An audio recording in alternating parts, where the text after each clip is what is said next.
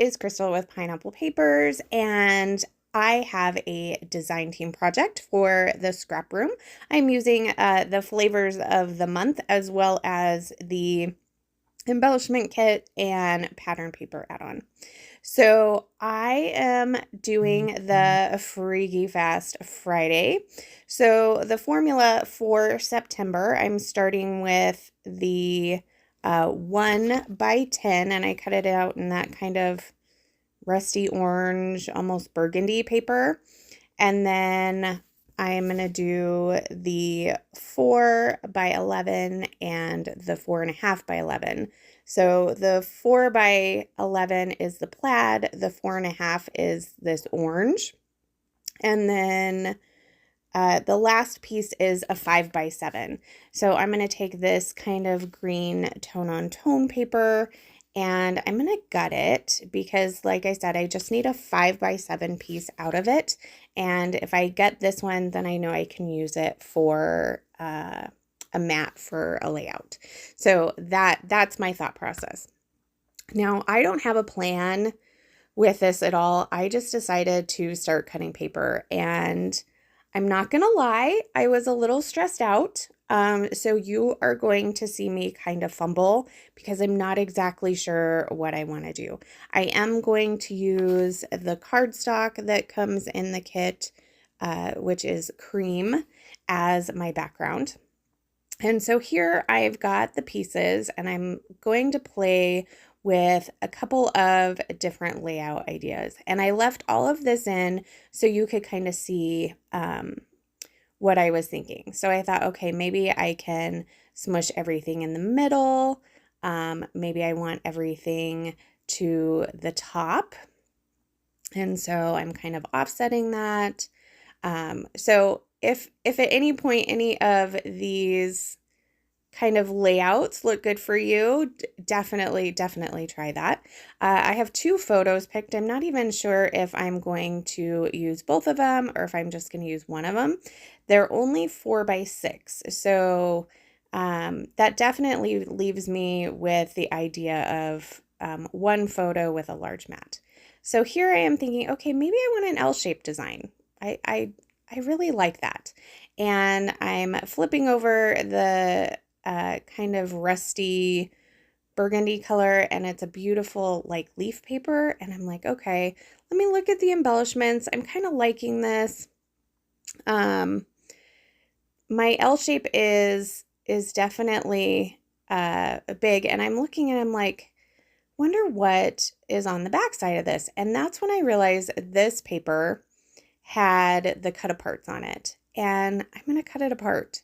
So I did cut the original pieces, but I'm going to cut these apart and layer them up so I get a little bit of a different L design. So yes, I started with the cuts and then I cut them some more. So I hope you don't think that's cheating. Because I love how it looks. I'm going to kind of weave these a little bit, and I am going to decide just on one picture. This is a picture of my husband and my daughter, and they're just sitting in Central Park with the city behind it. So we were there for Thanksgiving, so it worked out good to use this autumn collection. So I do believe that I have everything stuck down. So I'm going to use my my stickers. So I have the add-on stickers as well as the sticker sheet that came with the flavors of the month. So both the sticker sheet that came with the flavors of the month and these add-on ones both have a banner. So you could use either of them. I decided to use the ones from the embellishment kit because they were a tad bit smaller. Not that they were not hugely smaller, but they're a little bit smaller. So I've got my little banner up there, and then I'm creating a little cluster down here in the right-hand corner, and I decided I also need a cluster up in the left-hand corner. So again, I'm going to use a combination of the embellishment kit as well as the sticker sheet that comes with the flavors of the month. So I've got several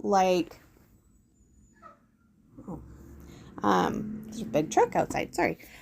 Several different pumpkins. I got a piece that says fall is in the air. Another one that says fall is proof that change is beautiful, because you can kind of see the changing leaves in the back, which is so pretty. I used a couple of the small word stickers that say Splendor, Crisp Days of Fall.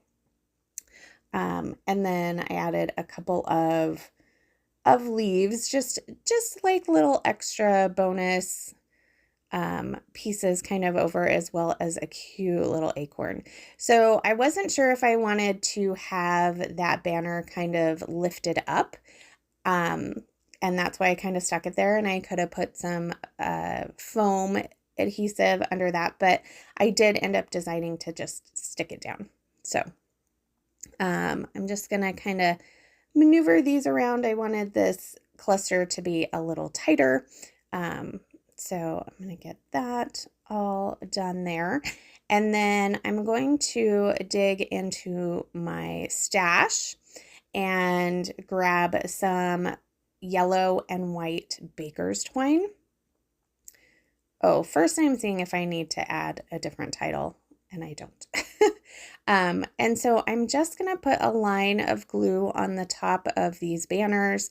I am going to stick my baker's twine down, and then I'm going to decide to kind of roll the edges up on the sides instead of them just coming off.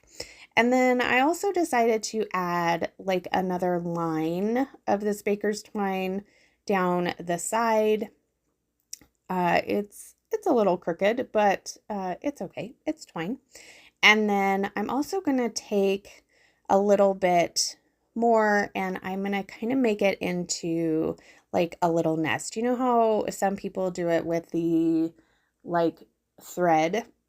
I am actually just going to use the baker's twine, and I'm going to put it in this bottom cluster down here, right under that pumpkin and floral. And I'm just going to stick that down. And I believe here's where I'm going to twirl those up, and I'll just glue them so that they are stuck in that position. But that is going to do it for me today. So I really hope that you enjoyed this layout. I hope that you have fun playing with September's formula, and make sure you check out the shop, get your hands on some kits, and we would love to see what you are making with this formula this month.